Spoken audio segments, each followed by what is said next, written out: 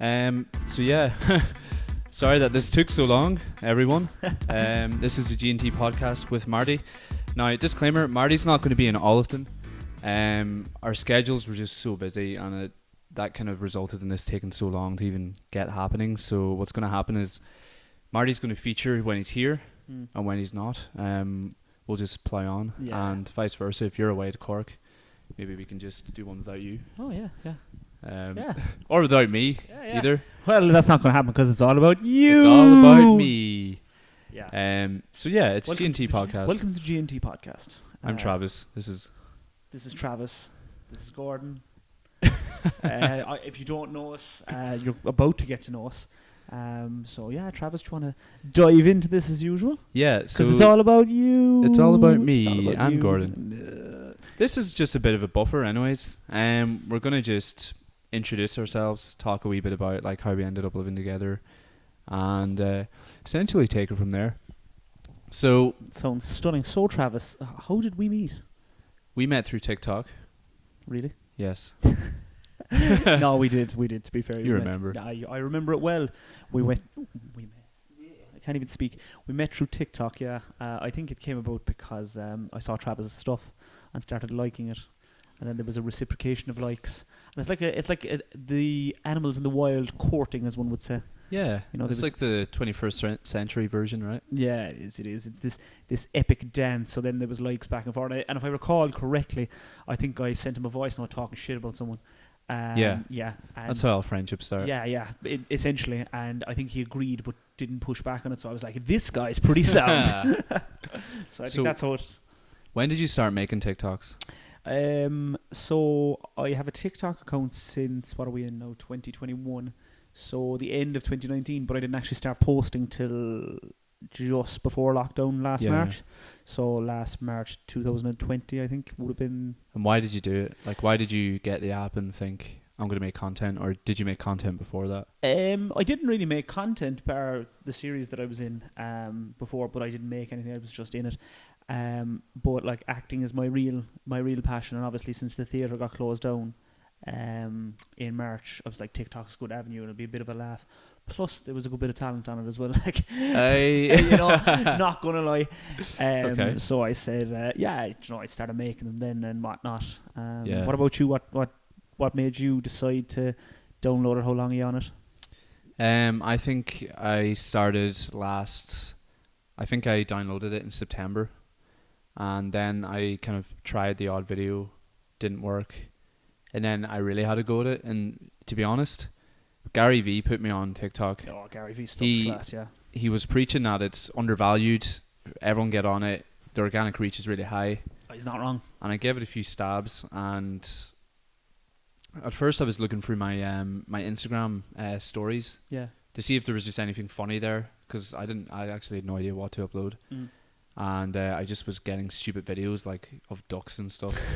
And I put them on, and my first one got 600 views, and I was like, I've got no followers, and 600 people saw that. Yeah, it's amazing. And at the time I was trying YouTube as well. Yeah. So on YouTube, we were getting like 47 views or something. We got 1,000 once, and that was huge for us. But to get 600 off the bat, I was like, there's something here. And right enough, I think maybe the 4th or the 5th video got 30,000 views. And after that, I was like, none of my friends know I'm on this app. No one really knows about this app yet, apart from the younger ones. Yeah. And so, like, I could actually go ham on this for a good while and build an audience. Yeah. That is based around my personal brand. Just start there. Evidently that worked. What was your first video? What was it like? Was it bad, was it? Yeah, so basically we went to Edinburgh. We were on this trip in Edinburgh, and there's a city farm. I forget the name of it, but it was pissing rain that day. He doesn't forget it, he just doesn't want to plug them. The what? He doesn't forget it, he just doesn't want to plug them. Forget what? The name of the farm. Oh, the farm, sorry. I actually don't. It was like something farm. There was a video. Yeah, so basically it was pissing rain, and there was this duck pen, and there was just one duck in this pen. Yeah. And he was like standing in the rain, just looking away. Yeah. Really miserable looking, and it was pissing rain. He just looked really upset. And so I took my phone and started recording him, and I just went, wah. And the duck just turned its head and gave me this side eye. Yeah. Like, as if. Yeah, just like, as in like, don't shit on my day. It's already terrible. So I basically got that video and I froze the moment the duck turned to me, and you could see its eye looking at me, and then I just put up this rap music. It was like, pull up. And it's just, that was it basically. And 600 views, I was like... That's so funny, because this is the way I always put it, like, because a lot of people we know would always talk about views. They always talk about views, and I don't think you can get caught up in the views, because 600 views, if 600 people were in a room looking at you, that's impressive. Like I've done plays where the 600 people have come to that, and that's a sellout. Like, just like that. Yeah, it's nuts. The reach of it is outrageous. But yeah, so you moved on from your 600 views then to and then I did another one from my Instagram.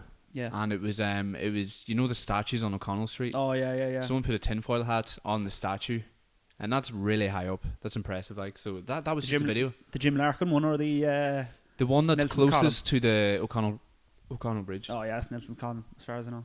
I could be wrong on that, so if I'm wrong, I do apologise. I'm not dope. Come here. Yeah. You said before TikTok, what were you doing before that?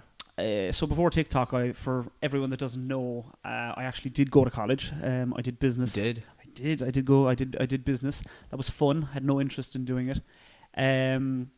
Then after that, while I was doing that, I was working in a nightclub and was working on an off license.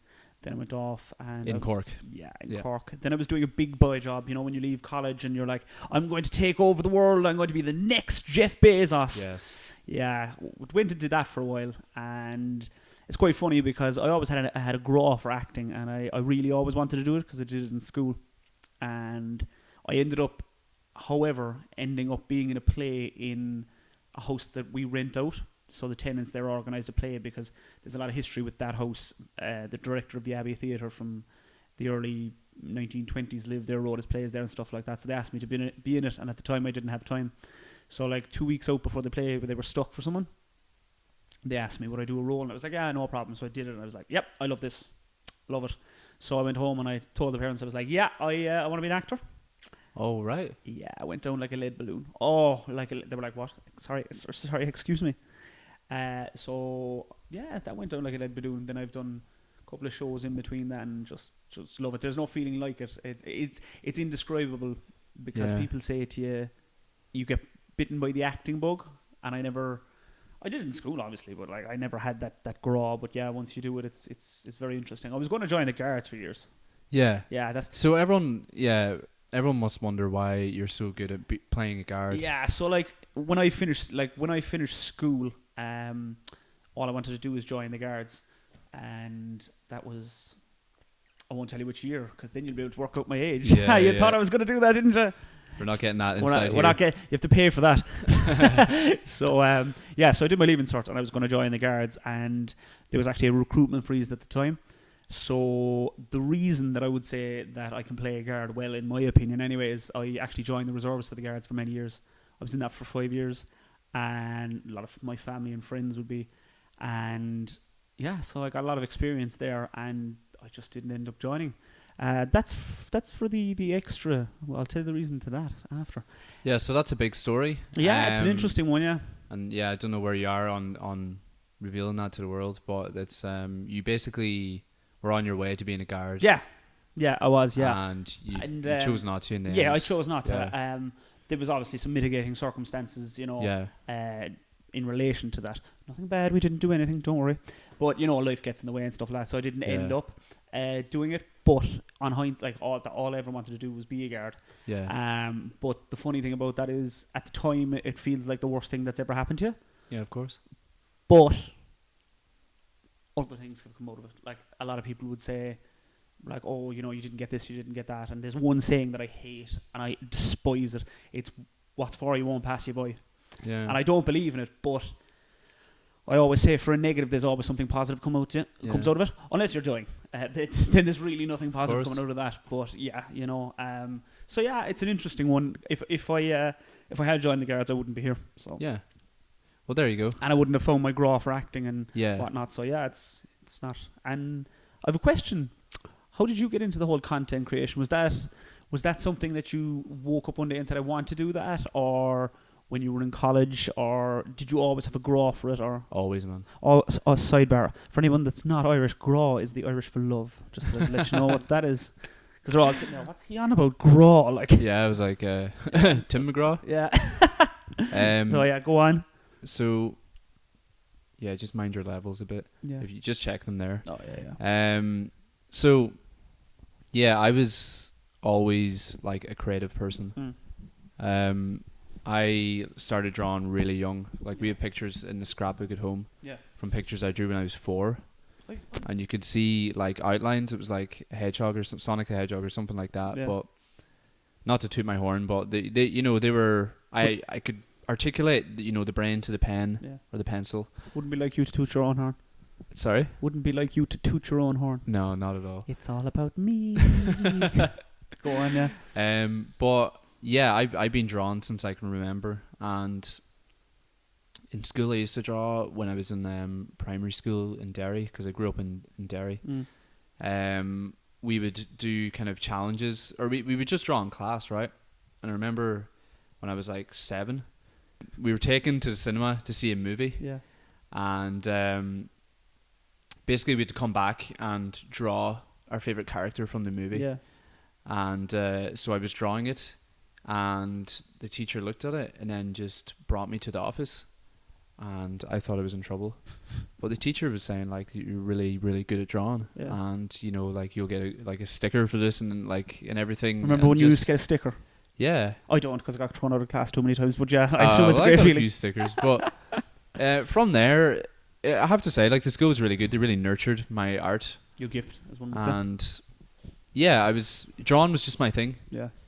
So then I was led to believe that drawing was going to be my career. Not drawing, but design was what I went into. But yeah, even when we were in secondary school, I was like the guy that had the phone camera and the video camera, and I would make edits of my mates and put them on YouTube. And I was always making. I always just had ideas and wanted to make like funny things, just funny videos. It was never like I'm funny or I'm a comedian. It's just I saw funny things in other people. Yeah, yeah. So I was the one behind the camera. I was never the one in front of the camera. I was the one behind the camera, kind of making this guy from my class a character and putting that in YouTube at the time before YouTube was a thing. A young Scorsese, some could say. The exact same, yeah, absolutely. But that's when I got into it. But obviously, you grow up and you're like, well, the bills got to be paid. Got to do this, and I deviated from graphic design to business. I kind of bullshitted myself for a while before I just eventually came back to content. Yeah. And TikTok just came at the right time, because I mean I gave YouTube a stab, and I could have probably made it if I was more consistent, but I guess I wasn't just getting any results straight away, so I got fed up. Yeah. And I stopped, and I did my degree and all that stuff. But when TikTok just came at the right time, when I was having these realizations about how I wanted to be self-employed and not be kind of part of the conventional system. Yeah. And TikTok was just there, and I just I both A, saw it as an outlet, a creative outlet, and then B, I kind of potentially saw it as building my brand, which is something I want to do in the future anyways. So that's what kicked it off for me. And do you find, because obviously with YouTube there's a lot of work that goes into it with the editing and stuff like that, do you think that the TikTok is a vehicle for organic growth on your end with a view to going into other social media, or is TikTok something you can focus entirely on? Because I assume a lot of people that watch you on TikTok and they see, what are you up to now, 100? I'm at 145,000 followers. Growing every day, as one would say. Yeah. Do you think people should focus entirely on one, or should you distribute yourself? You should distribute yourself, always. Well, it depends what type of person you are, but for me, I've always enjoyed the longer form content. Yeah. I think there's more to give.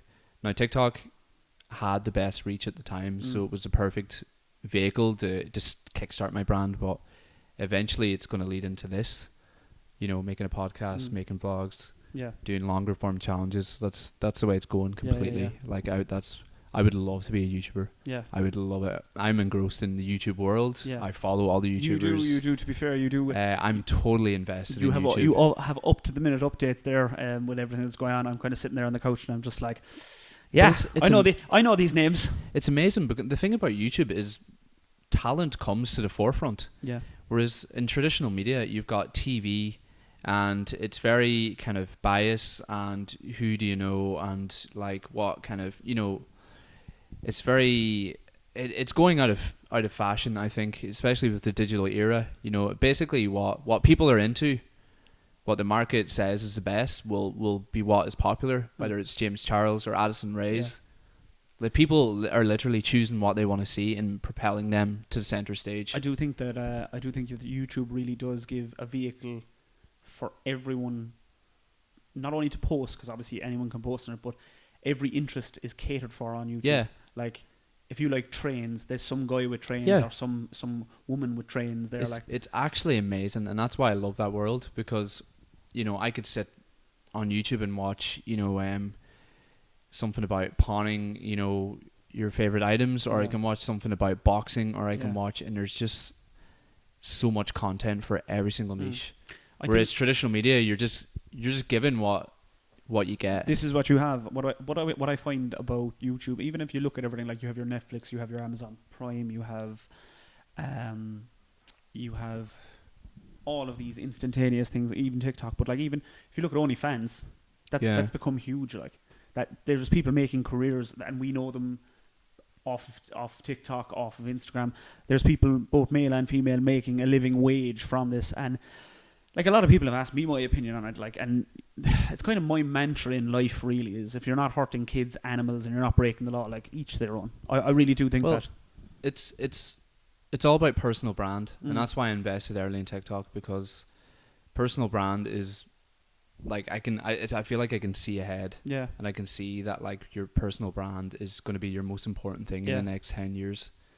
And it's kind of more important than, you know, traditional ways of working. Yeah. Like, your personal brand is really important to build kind of before it pops. Yeah, I get you, yeah. So, yeah, that's my frame of mind. Yeah, because I think I agree with you on that in relation to your personal brand, because people are investing in the personality that someone has. Like, if you look at traditional media and stuff like that, you're watching, we'll say, you know, documentaries or whatever they've written or put on, and you're kind of liking the characters that are being portrayed to you. But whereas on YouTube and on the internet, people can create a persona to a certain extent, but the mask always slips. I think I've seen that. But with a personal brand, you're actually investing in that person. Yeah. And what they're creating. Exactly. I think it's the most important thing to do right now. Build your personal brand. Yeah. And I'm going ham on my personal brand. Yeah. You know. So I left, you know, I had a corporate job. It didn't make me happy at all. And that's not to say corporate jobs aren't for everyone, because there are some people that are completely content, you know, having their schedule and their 9 to 5 and their employers and their safety. Yeah. But I would risk all of that just for the freedom and to make my own time. Not make my own time, but basically do what I want with my own time. See, I agree with you on that, because again, it comes back to my whole mantra, like, as long as you're not harming anyone or breaking any laws, you know, do your own thing, whatever makes you happy, because like, time is a finite resource. So, you know, you're not going to get it back. Do what makes you happy. And don't get me wrong, like, I know a lot of people that go to work and do their 9 to 5, and they're working for, you know, finance companies, working for consulting companies, or they're working in their local shop, and, you know, they're happy, and fair play to them. Like, you know, they are happy, but it's not something I could be happy doing. No. In saying that, I would have been very happy joining the Guards. But, you know, this whole acting journey and whatnot that I am on, it's much more enjoyable than a traditional job, I think. So, let's take it back to that. You went for the Guards. Yeah. Didn't work out. Yeah. You were on YouTube. Yeah, I did. Do you want to explain that? Yeah. So, I did a series. You know who runs the series? Yeah, Simon Wilson. He's a YouTuber. He's a big YouTuber. Yeah, he is a big YouTuber. He does a lot of no money challenges. Yeah. So the premise of it is going to a country and staying there for 24 or 48 hours with no money, and he has to get around and survive there for 24 hours. So the premise of the challenge that I did with him was, there was 5 of us, and we were landed in a location, and we had to get from that location to another one. So it just happened to be Amsterdam.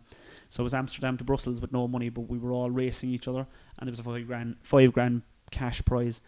So we had to get from Amsterdam to Brussels, Brussels to Paris, Paris to Marseille, Marseille to Lyon, and Lyon to Monaco. So you raced across Europe Yeah. as part of a YouTuber's challenge against other strangers Strangers, yeah. for a cash prize. Yep. And you had no money. No, not a penny. So how the hell did that go? So it went very well. It's possibly to date one of the most enjoyable experiences I've had. We landed in the airport in Amsterdam, and we were put in a van blindfolded, and then we were dumped in a park. The blindfolds were taken off. No. You were put on a private jet, blindfolded. We were put on a private jet. Yeah.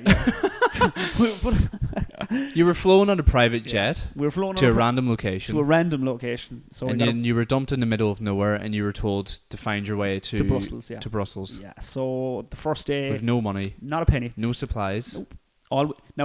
No supplies is not entirely correct. We had a backpack, and in that bag was a bottle of ketchup, a bottle of rich tea, a packet of rich tea biscuits, a bottle of water, a pen, and a notepad. That's all we had. That's insane. And we had a little, the small little phones, the trap phones. You had a burner phone to get out of a bad situation if that happens. Yeah, because it's dangerous. Yeah, if you wanted to eject or quit, or you got in some kind of emergency, you had that. Also, we did have cameramen with us, but the cameramen were of no help at all. They were just there to shoot all the stuff. You could chat to them, but if you asked them anything, they were telling you nothing. So, how many people watched this? In total, out of the whole series, I think it's in and around 6 million. I think 6 million. Yeah, because I know the first one has 2. Well, you've got YouTube views, but then you've got Facebook views as well. So so many people. If I was conservatively estimating, I think there's about 10 million people have seen it. Yeah. That's crazy. But as I said, it doesn't really hit home to me, because I'm just I just did a thing there. But even you see it in the comment section, this is the guy from the Rat Race videos, or this is the Gordon Simon Wilson, and it's hilarious. But it's possibly one of the best experiences I've had. Yeah. But you watch Simon, so. Yeah, so I'm a big fan of Simon Wilson. He's a huge YouTuber. Yeah. And I basically watched his series, and I saw Gordon. I didn't even know Gordon. Yeah. But I watched the guy anyways. And then when I went on TikTok, he was coming up in my For You page. And I was like, I know that guy. And that was the first time we interacted. I commented, I said, you're on Simon Wilson's thing. Yeah.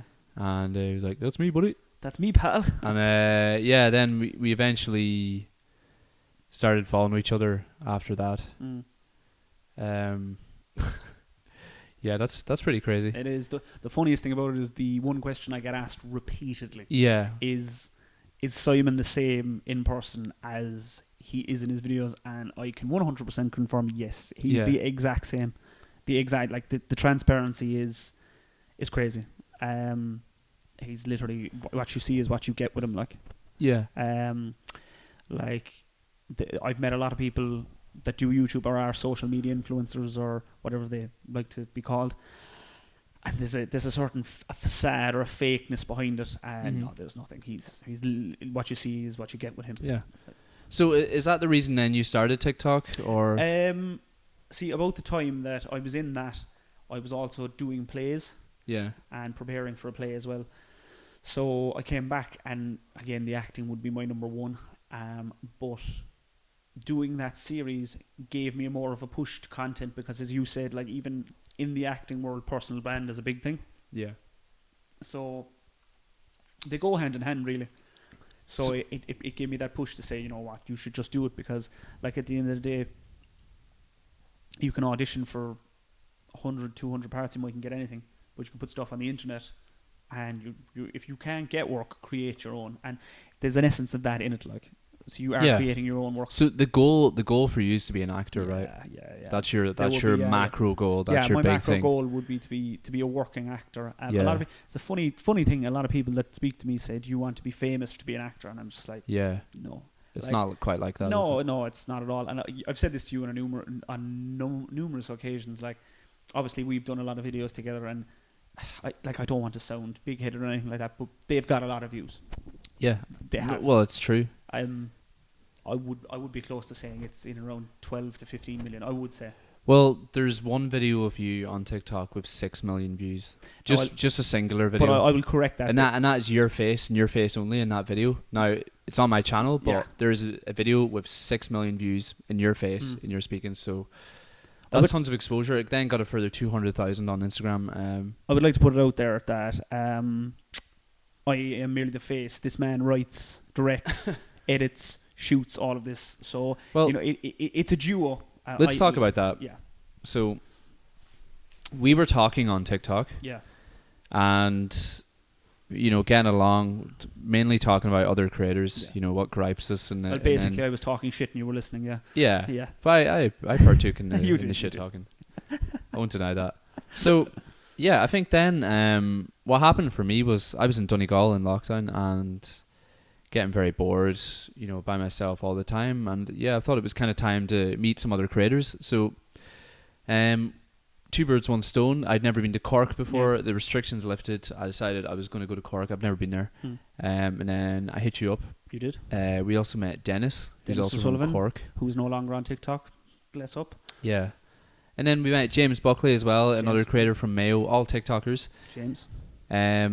But that was kind of what started it because that was the catalyst for really, because obviously we were, just for the people that don't know, obviously we came to live with Marty as well through this. We'll get to that part, but we were all in a group chat together, so this is how we all know each other to a certain extent. But yeah, so Travis came to Cork anyway. We came down and it turned into a bit of a piss up, didn't it? It a bit is, but that's an understatement. You came down for a weekend and you stayed for a week. Yeah. Yeah, that was a funny weekend. So I came down for a weekend. I booked a hotel, and yeah, we just got to know each other and drank, and yeah, it was a break for me that I needed, and we all got drunk. Gordon didn't because he was driving, but we all got to know each other, and then we started making videos as well. We started featuring in each other's videos, and the videos all did well because he said, "Oh, Gordon is here with Travis, or Dennis is there." Yeah, and Dennis is very popular, anyways. Yeah, James is here.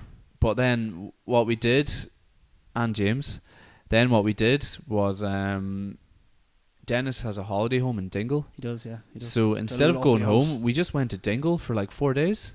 Yeah, I think we were sitting in the hotel and you were like, "Oh, I'm going home tomorrow." And was Dennis like, "Do you want to go to Dingle?" Yeah. I think that's how it came up. I think he was like, "Do you want to go to Dingle?" I love stuff like that. Yeah. Because I'm very bad for like, let's keep pushing the boat out. Let's see how far this goes, like. Yeah, and we were having a lot of fun, and it was lockdown, and lockdown just eased a bit, so I was like, fuck it.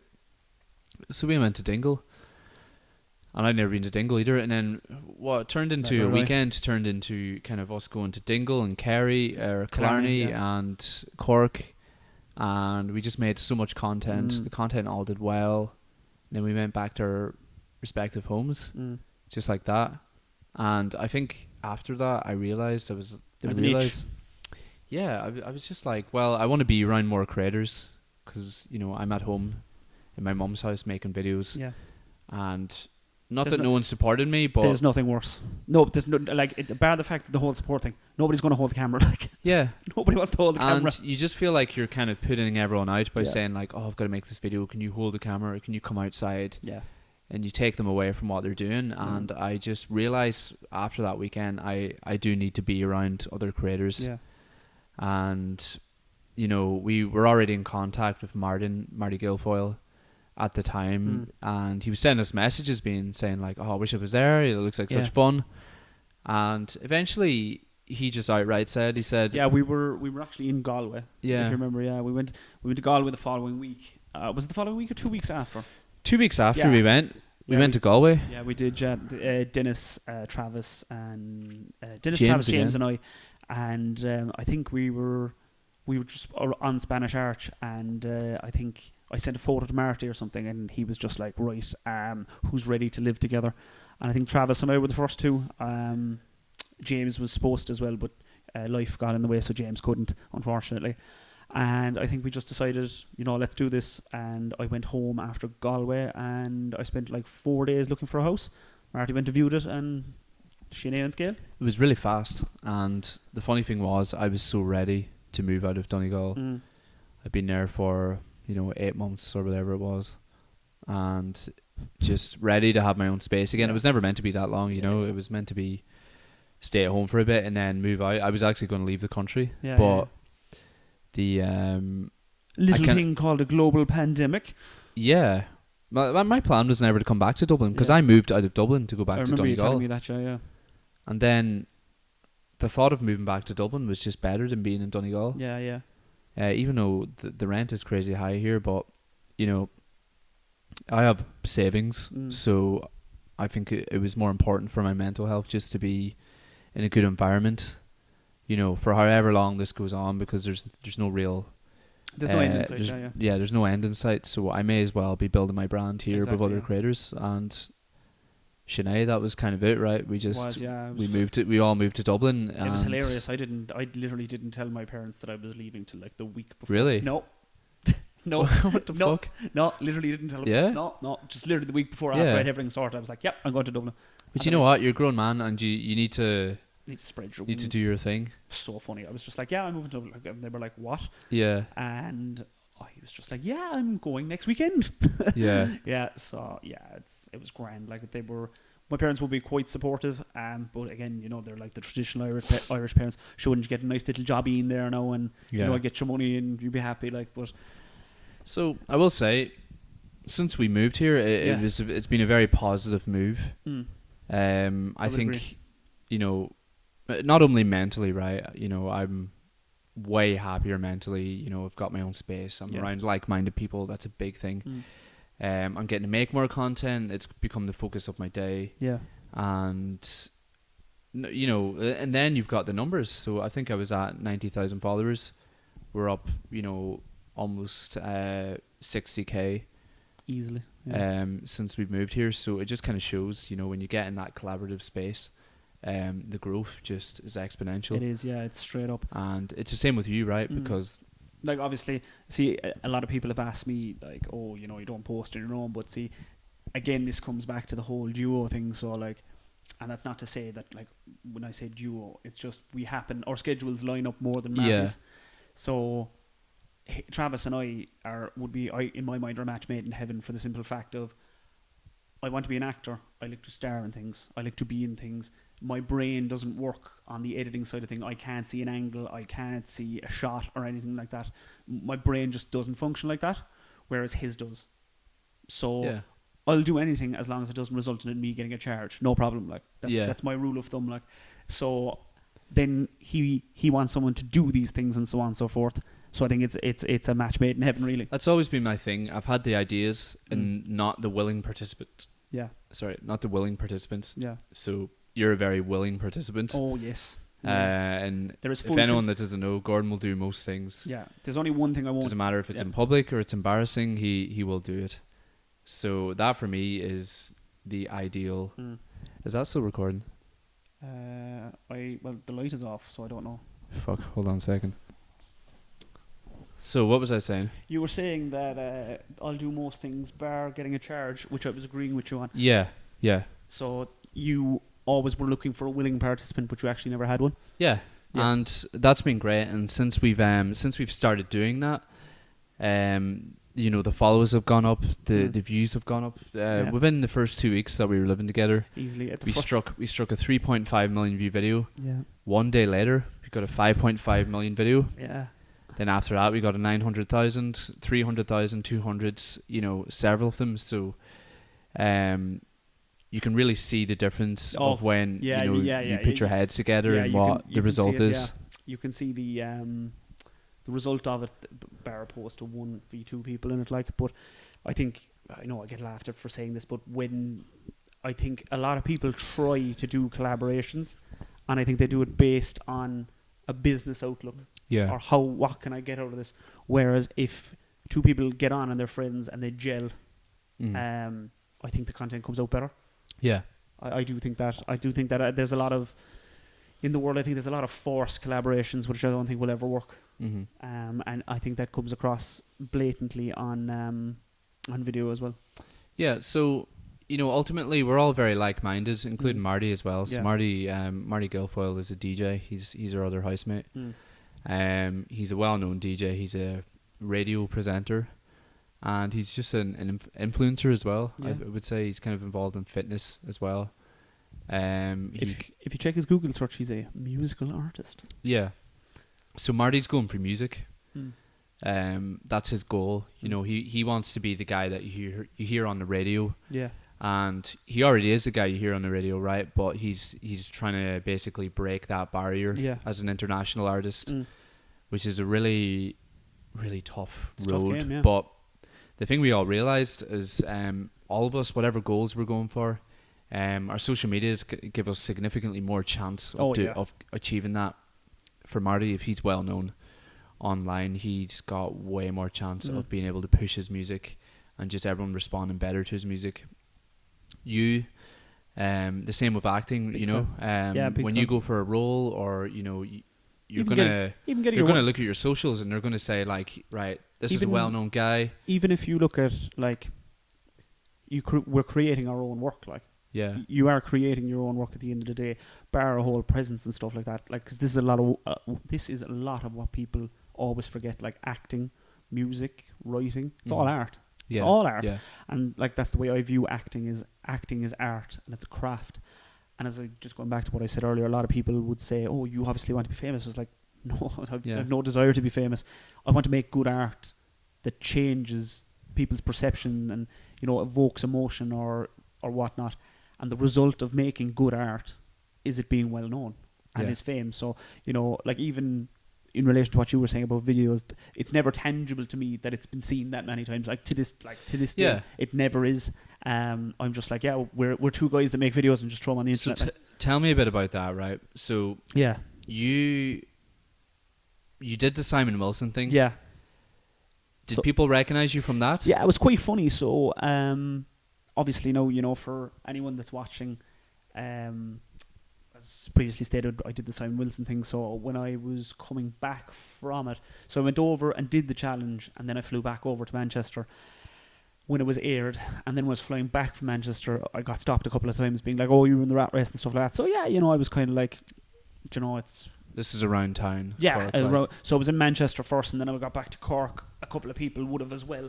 And things like that. This is before lockdown as well. Yeah, this was before coronavirus. Yeah, this was November 2019, December 2019. So it was interesting, like getting stopped. It was a weird feeling. Being like, because I'm just like, oh yeah, I just did a thing, yeah, whatever.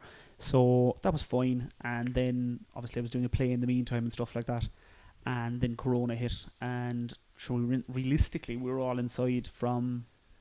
Yeah, so that was the funny part. You weren't seeing anyone during your content creation side, right? No, I wasn't seeing anyone at all. Like obviously I had a show, but like those, like it's quite funny for me. Those two worlds are completely worlds apart. Like the theatre and film to social media, there's two worlds apart. Like, so anyone that I was in a play with, like, I had never seen anything like that. But you know, that's fine. So I didn't experience any of what content creators would experience, you know, that kind of way. So then, obviously in March, lockdown hit and stuff like that. My first taste of seeing that content creation the content we created was being seen was obviously when I was with you and Dennis. Yeah. You and Dennis especially. Like, we were in Cork and there was people coming up to Dennis and you, and then Kerry, and then Galway. And like, I was just like, jeez, this is... Well, that was the first real one for me. Yeah. I was in Donegal the whole time, right? And I would have little small experiences like going into town and like people shouting, or people even coming to my house just because it's Donegal and it's so small. And I thought that's fine. Like, the local kids have seen my TikToks, you know, that's what it is. But it really hit home when we went to Galway and we decided to go to Spanish Arts, right? And that's where all the students are, and the students are all on TikTok. So they basically, you know, recognize, like, we got recognized every time we went somewhere. Yeah. That's not to be like, oh, we got recognized, but we did. You went to Longitude. All my friends are like, buy the tickets. I'm not going. Fuck off, don't be a pussy. Well, I know, sick. So Dennis in particular, right, got swarmed. Yeah. He's kind of that really like loyal fan base. Yeah. Everyone was stopping him for pictures. And then the same happened to me, and that was cool. And I only had like, 80,000 at the time. Yeah. So when did you notice it after, right? Because you didn't. I don't think you noticed. There was a few people. Because I remember I was there. So some people saw you then, right? But then, has it changed so much from that period, which was August? Yeah, August. Yeah. Until now. Till November, December. Yeah. Yeah. I'd like to state, just for this podcast, we in no way think we're famous. Yeah, we obviously. don't. The local priest is more well known. This is simply to illustrate the power of social media and its reach and its organic reach of TikTok. Because to me, whenever I see a number next to a video, it doesn't make sense to me that people have seen it. Well, that was the reason I was bringing it up, because you said the number doesn't mean anything, but in real life, there's been millions of views, millions of eyes just watching it. Yeah, so see, that's the it's thing. more like how has that been for you, and like how? Yeah, it's so funny, because I think the one that really struck home is the Garda videos we did. Yeah. Like that has, I think, does that have 100k likes at this point? I think. Which one? One of them. I think one of them has. Like the Garda videos. Yeah, one of them. No, several of them do. Yeah. They're the likes. So, like that number was never tangible to me, that many people liked it. Yeah. And I think we went in. We went into town. We went to get something. Yeah, so we went in for takeaway pints one night, and that was. And that was after. I think it was after level 5. Yeah, it was. So we had level 5, and then we turned. So, yeah, to make this more easily explainable, we were in level 5, and that was back in October period. Yeah, so it was the end of November. So there was a good period there where we couldn't do anything, and we were just churning out content. But the first opportunity that they eased things, and we went out for takeaway pints. We had like 4 people come up to you in the space of 20 minutes. Yeah, see, again, like it's never tangible. It was never tangible to me. Yeah.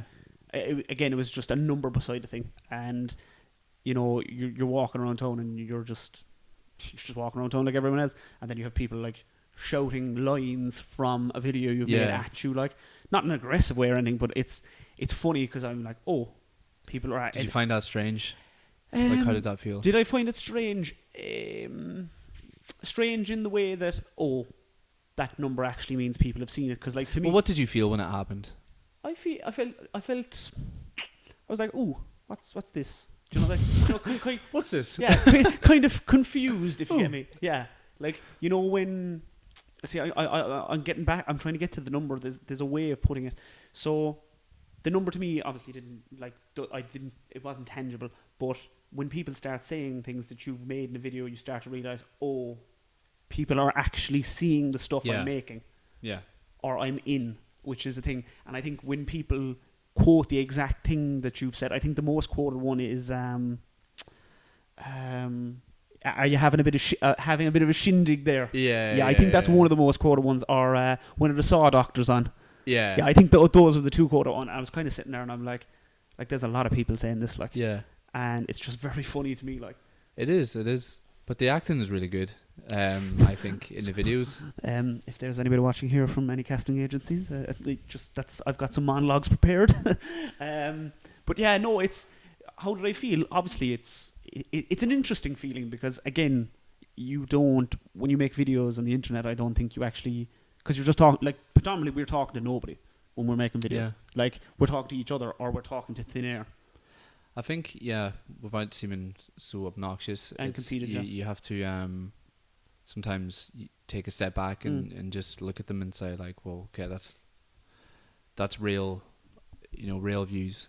The one thing that, in relation to the views, that always hits me is, obviously you've got your comment section and stuff like that, but it's when you read the comments from people like, oh, your videos really helped me get through lockdown, or when people say that to you, like, obviously, we've discussed hate. Like, you and I, we don't really get it that much. There's a lot of people out there that do get it. Don't get me wrong. Of course, like, when you get a really nice comment like that, it really, not that it hits home, but like, it kind of it reminds you, like, you're not making this funny stuff like for nothing. Like, somebody somewhere is taking something from this, and like, we might make a video and we'd be like, oh yeah, we found that funny, but someone takes something from that and it brightens their day, and I think that kind of makes it all worthwhile then. Is there anything on social media or being known on social media that bothers you?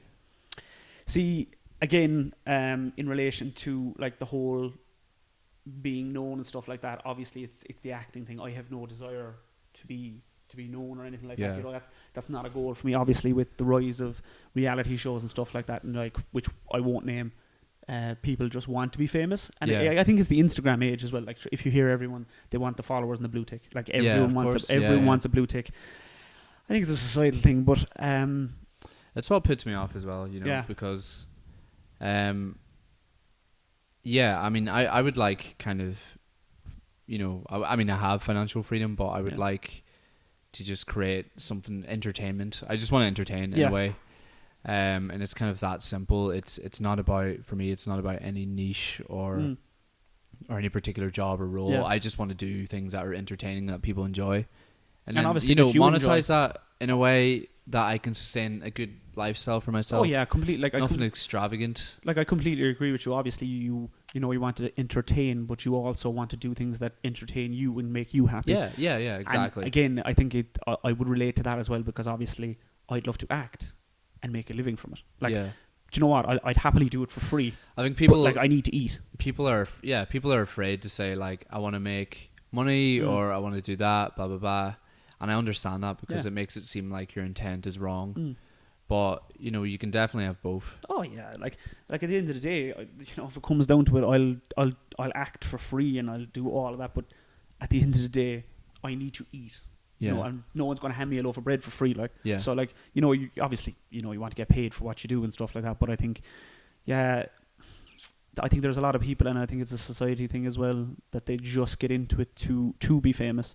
But that was never a desire of mine, and I don't think it was ever a desire of yours either. No, it's the thing that turns me off a bit, you know, especially like since TikTok blew up, everyone is just trying to get their own bit of clout, you know. Oh yeah, they really are. It's hard, you know, it's hard to like upload in the same stream of people that are just really, really thirsty. I think clout has become the most addictive drug.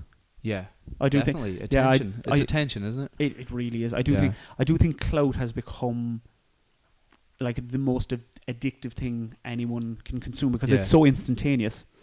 Like, if you start and I think people have fallen into this trap. You and I both know people that have, something starts working and they just start lashing it out but they don't enjoy it. Yeah. Be it content, be it something, because they're getting that instant like if you're on your Instagram and we'll say you have 1,000, 2,000, 3,000 followers and you're getting 500 likes. You're going to see that you're getting 500 likes and you're going to post the same thing over and over again. Yeah. But you're not, you know, I just think it's that instant gratification. Like. Yeah. So we're going to wrap it up there. Apologies if it's a bit of a scattered podcast. It was kind of important just at this stage just to get it rolling, get it out of the way. We had some technical difficulties. It's our first. We're gonna. It's our first day. Yeah, we're gonna iron them out. Yeah. The other thing as well is we've set up a Patreon, so we would like to kind of up the production of this, up the quality, and kind of turn it into, you know, a staple within our routine when it comes to making content and longer form content. Give you guys a better insight as to what we're doing and what we're like, what we're interested in, and just stuff that we wouldn't normally talk about if that's something you're interested in. So I'm going to include links for Patreon if you guys would like to contribute. It's only a small amount, and we're going to make certain tiers for the Patreon as well. So what you'll get when you sign up to the Patreon is exclusive content. We're going to dedicate a small section to the show after this where we answer questions. We talk about, you know, more controversial things, more juicy content. Yes. And then on top of that, there'll be a few more tiers where you can get, you know, merch included as well. And so merch is something we want to roll out into it as well. To be honest, I just need €2 for a Lewis. €2? €2 for Lewis, that's all I need, yeah. But we're gonna do this weekly, and we'll see you guys next time. It's been emotional educational.